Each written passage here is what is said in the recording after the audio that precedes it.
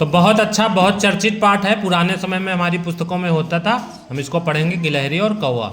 इससे हमें बहुत अच्छी अच्छी सीख भी मिलेगी। ठीक है, तो पाठ ऐसा है, नीम के पेड़ पर एक गिलहरी और एक कौवा रहते थे।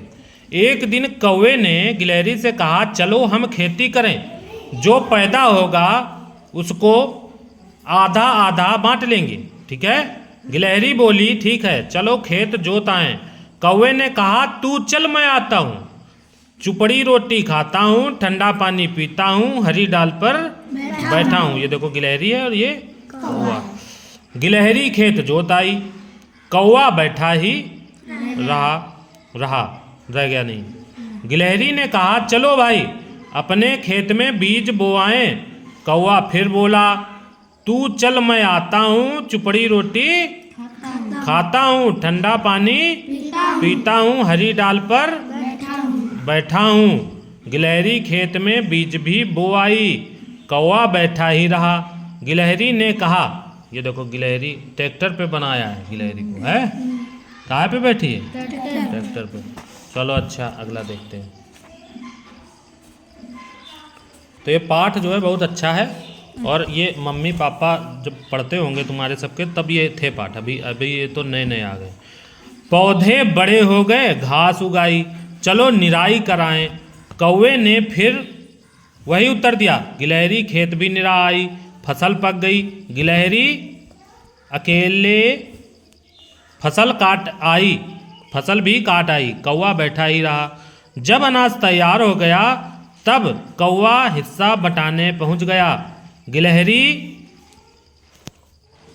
अपना अनाज ले आई, कौवे का हिस्सा वहीं पड़ा रहा। दूसरे दिन बड़े जोर से पानी बरसा, कौवे का सारा अनाज बह गया। कौवा पेड़ की डाल पर बैठा कांव कांव ही करता रह गया। समझे क्यों ऐसा हुआ उसके साथ? क्योंकि वो अपना काम समय पर नहीं करता था। जवाब भी उसका कैसा था? जवाब क्या था उसका? तू चल, मैं आता हूँ, चुपड़ी रोटी खाता हूँ, ठंडा पानी पीता हूँ, हरी डाल पर आराम फरमा रहा था। और गिलहरी अपना काम कर रही थी। इसीलिए फायदा किसको हुआ आगे चल के? गिलहरी को। और कौवे को क्या हुआ? नुकसान। तो अगर काम अपना सही समय पर नहीं करोगे, आलस करोगे, कहीं बैठे रहोगे, तो इसका मतलब है तुम्हारा नुकसान होगा। कहानी से हमको यही सीख मिलती है। पेड़ पर रहने वाले जीव जंतुओं के नाम बताइए। पेड़ पे रहते हैं उनके नाम बताओ। कौवा, गिलहरी, बंदर। बहुत सही, हाँ ठीक। कौवा गिलहरी को क्या जवाब देता था? बताइए, वही रटा रटाया जवाब क्या था उसका? तू चल, हाँ, ठंडा पानी हरी डाल पर बैठा हूँ। ये ऐसा उसका जवाब था। गिलहरी ने कौन कौन से काम किए, कौन कौन से कार्य किए?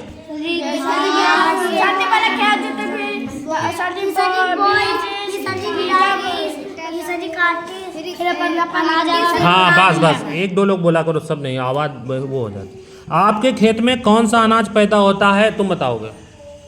धान। तुम बताओ, एक फसल बताओ। गेहूँ। तुम एक फसल बताओ।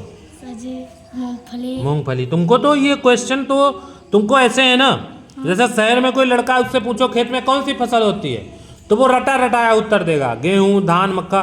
तुम लोग तो सुबह शाम देख रहे हो उसी में। यहाँ से स्कूल से जब जाते हो तो पापा कहते हैं चलो खेत चलो, है वो धान कट रहा, धान बांधा जा रहा, ये हो रहा, वो हो रहा। तो तुम तो आंखों से देखते हो ना। तुमको तो ऐसी चीज़ों के उत्तर, ये जो प्रश्न है ये तुम्हारे लिए बिल्कुल कैसे हैं? मामूली। खेत में क्या होता है, पेड़ पे कौन रहता है, जमीन पर कौन रहता है, तो ये प्रश्न तुम्हारे लिए तो बहुत बेहद मामूली है कि नहीं है? कुछ तुमको याद नहीं करना है, बस थोड़ा सा दिमाग दौड़ाना है और पता चल जाएगा कि इन प्रश्नों के उत्तर कौन से हैं, है ना? तो गांव में रहने का कुछ तो फायदा है कि नहीं है? हाँ, कुछ नुकसान है तो कुछ फायदा भी है। चलिए ठीक है।